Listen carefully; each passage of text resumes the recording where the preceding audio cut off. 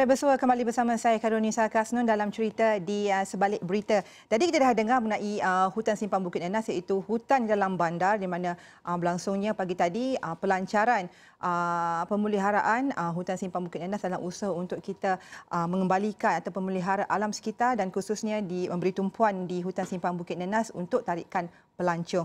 Dan kembali selepas rehat ini kita bersama dengan Faris Azman yang akan berkongsikan mengenai cerita pengemis di kalangan kanak-kanak. Di kalangan kanak-kanak, benar. Ini melibatkan di Kuala Lumpur saja ataupun di seluruh negara, Faris? Di Lebah Kelang secara khusus, sebab Lebah Kelang merupakan antara lokasi tumpuan yang pusat bandar di Burgar, di Selangor dan juga di Lebah Kelang. So, mengenai dengan syarikat kanak-kanak, pengemis, kita tahu isu ini berlarutan. Betul, tanpa kesudahan. Tanpa kesudahan.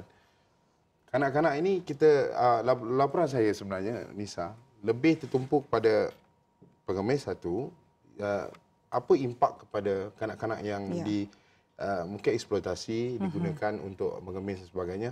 Impak dari segi sudut emosi mereka dan juga mereka ni mungkin akan menjadi pelapis satu hari. Bukan pelapis untuk pembangunan negara, tapi pelapis sebagai pengemis. Pekerjaan sebagai pengemis, boleh dijadikan sebagai pekerjaan? Sebagai pekerjaan. Kalau kita lihat di Indonesia atau di negara-negara jiran sebelum ni, kita boleh nampak ada situasi yang sama.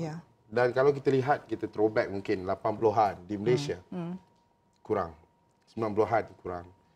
2000 dan ke atas, kini 2019, nampaknya isu ini tiada penghujung. Dan ramai, ada juga yang saya temui, saya buat lebih kurang seminggu, di 4-5 lokasi di ibu negara yang menjadi pusat ataupun tumpuan pelancongan bagi di Kuala Lumpur dan Selangor. Boleh lihat, ada yang saya dekati, beliau, yalah kita tahu mereka ada masalah keluarga, ada yang dihalau oleh keluarga, ada yang mungkin dari segi rumah tangga mereka, berantakan dan sebagainya.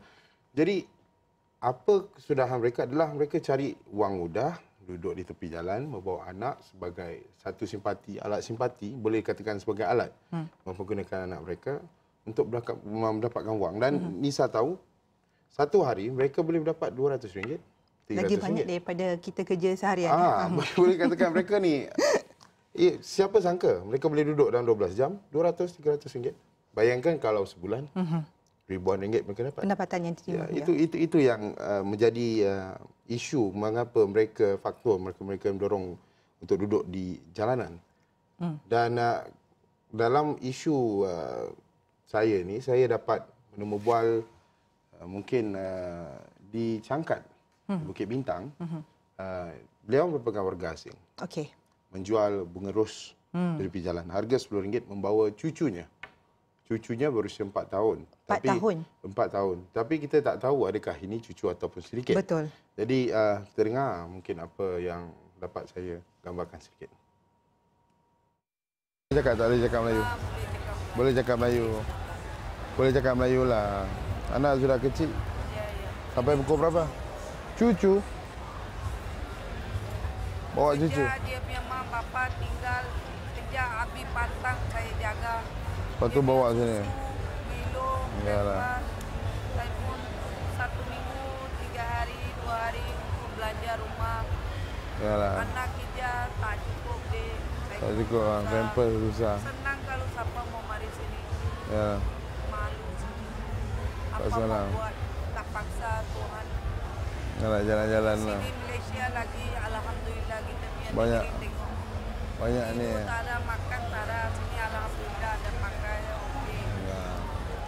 Syukur dek, saya doa untuk adik.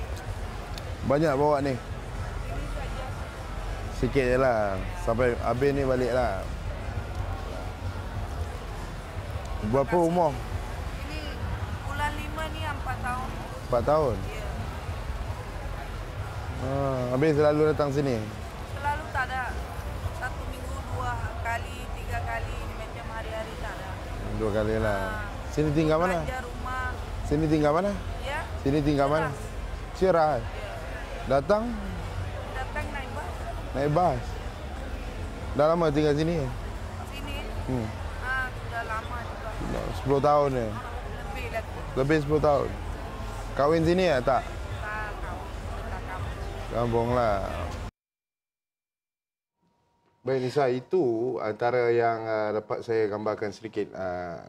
Beliau ni warga asing. Boleh katakan warga Myanmar dan sebagainya. Itu mungkin kita selalu nampak. Tapi dalam liputan saya, ada juga warga tempatan. Itu yang saya nak tanya sebenarnya. Kalau kita lihat rata-rata mana-mana pergi memang kebanyakannya warga asing, bukan rakyat Malaysia. Dan Faris pastinya melalui laporan yang Faris buat berada di lapangan, ada jumpa yang warga tempatan. Sangat-sangat banyak sebenarnya. Okey. Mengejutkan, membawa anak berusia 3 bulan, bayi. Bayi? Ya, bayi 3 bulan. Kalau ikutkan 3 bulan tu lepas pantang. Lepas pantang, betul. Bayi tu demam.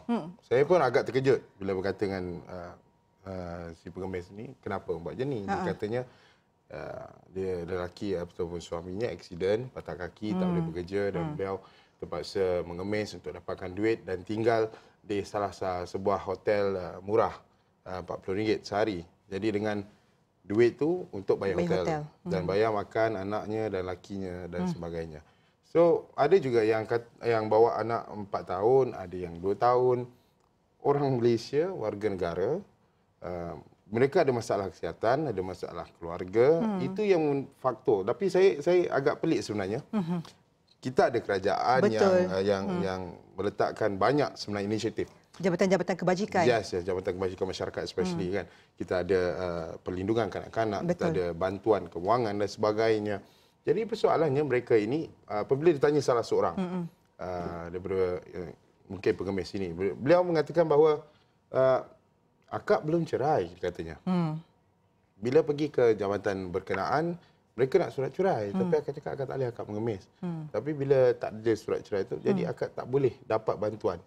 Jadi persoalan kat sini Nisa sebenarnya, kalau kita tahu dia pengemis, kita tahu dia memerlukan bantuan, sangat-sangat memerlukan bantuan.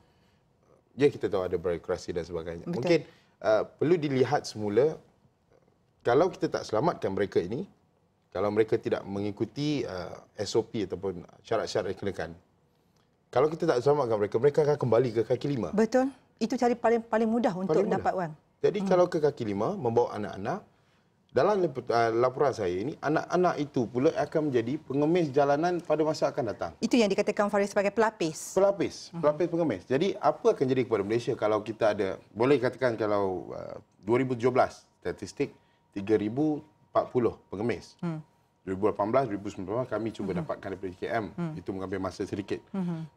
Kalau kata meningkat, 3,000 lah cakap statistik yang sama. Setiap seorang bawa anak. Kan?